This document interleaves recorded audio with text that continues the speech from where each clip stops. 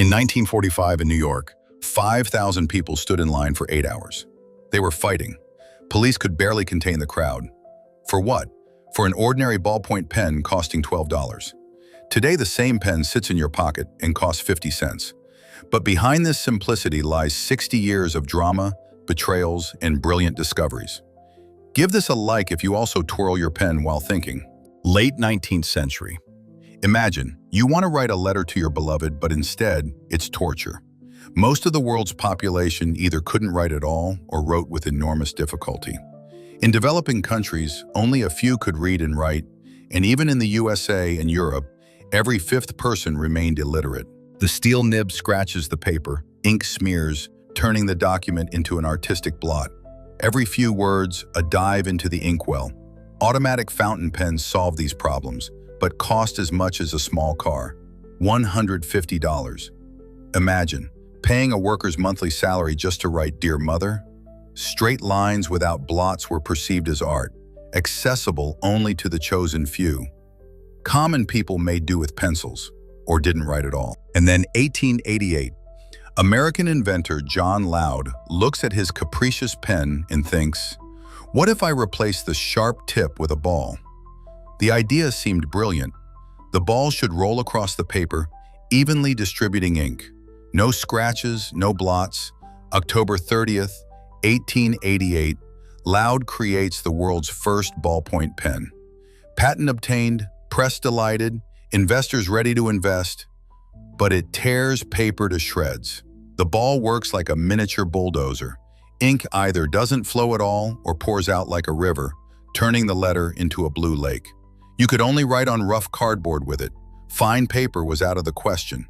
The revolutionary idea gets thrown into history's trash bin, along with Loud's dreams and money. Now pay attention. For the next 50 years, hundreds of inventors worldwide struggled with the same devilish puzzle. Engineering minds racked their brains over a seemingly simple problem.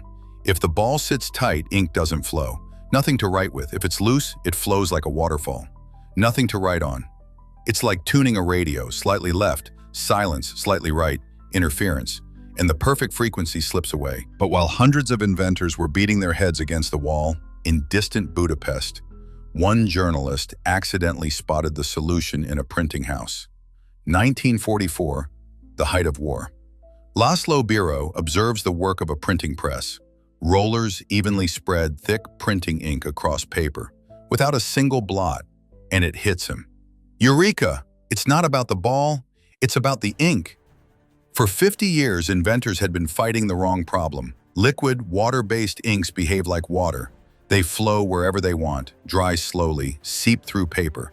What if we make them thick? Biro experiments with oil-based inks, and a physical miracle opens up: capillary action. Just as moisture rises up a rose stem, thick paste pulls itself up to the rotating ball. Perfect flow without overflow. The first buyers were the British Royal Air Force. Why? In a Spitfire cockpit at altitude, fountain pens exploded like grenades. Pressure changes turned elegant pens into ink fountains. But Biro's pen worked like a Swiss watch. War didn't just save the invention, it tested it under extreme conditions. But the price was biting. $190, more than an average American's monthly salary. While Biro was perfecting the technology, a real corporate thriller was unfolding in America. Businessman Milton Reynolds, imagine a wolf in sheep's clothing, stole the idea, bypassed all patents through an army of lawyers, and launched production of pirated copies.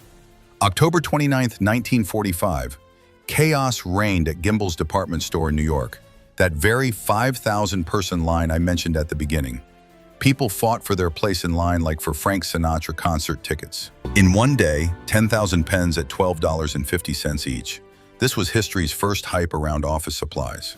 Reynolds made $1 million in one day, but the cheap pens began breaking in mass.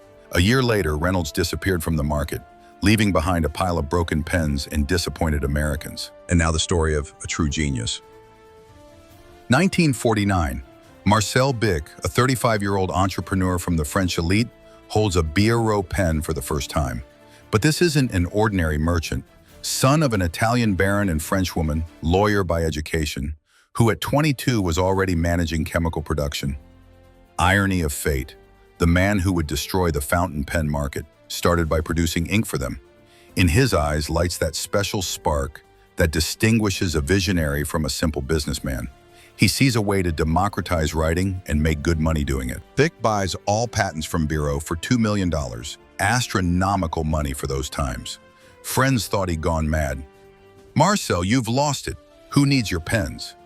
Marcel invests in Swiss high-precision equipment. The task, create a perfect stainless steel ball, 1 millimeter in diameter. But the main revolution, the body material. Bic was among the first to use newly appeared plastic. Polystyrene solved all problems at once. 50 times cheaper than metal, transparent, you can see the ink level doesn't break when dropped, can be stamped by the millions. Every detail, the result of engineering calculation, hexagonal body, doesn't roll off the table, tiny hole, ventilation for even ink flow. The ball creates a seal when at rest. 1950, first batch of Bic Cristal, $2 each, 10 times cheaper than the cheapest fountain pen. The reaction exceeded even Bic's dreams. On the first day, American and European stores were swept by a wave of buying frenzy. Pens were swept off shelves faster than hot dogs at a baseball game. By 1953, 40 million pens per year. Bic acts like a modern startup. Factories on all continents, aggressive marketing, market capture. Funny detail, Bic removed the H from his surname because the English pronounced Bic as an indecent word. Thus was born the Bic brand. Short as a shot. While Bic was building his empire in the West, post-war Europe was unfolding its own drama. At first, everything went so-so. Crooked microballs, inks based on castor oil and rosin were capricious. The first European copies leaked like a leaking roof. Only by the mid-1960s did Swiss equipment start working at Papermate factories. Quality inks, precise balls, stable production. In America, the appearance of affordable ballpoint pens became a real revolution. Teacher from Chicago, Mary Johnson, seeing such a pen for the first time, wrote in her diary, "Children will stop hating writing. Finally, you can write quickly and simply." And now the most interesting part. The cheap pen launched a chain reaction of social changes. In schools, children began writing without suffering. Learning speed increased many times over. In offices, paperwork became simpler and faster for everyone. In families, parents began writing more. Letters, diaries, shopping lists. The numbers are staggering. From 1950 to 2000, world literacy grew from 42% to 85%. Ballpoint pens naturally not the only reason, but they made writing easy and pleasant for billions of people. Today, 74 years later, the Bic Cristal design hasn't changed by a millimeter. In an era when the iPhone updates every year, this pen remains an eternal constant. Why? Because it achieved perfection. It's like the wheel, the form was found once and for all. Any change would only worsen the design. Over its entire history, more than 100 billion Bic pens have been sold. If you line them up, they would wrap around Earth 320 times. Sometimes you don't need to invent something new, but take an existing idea and make it accessible to everyone.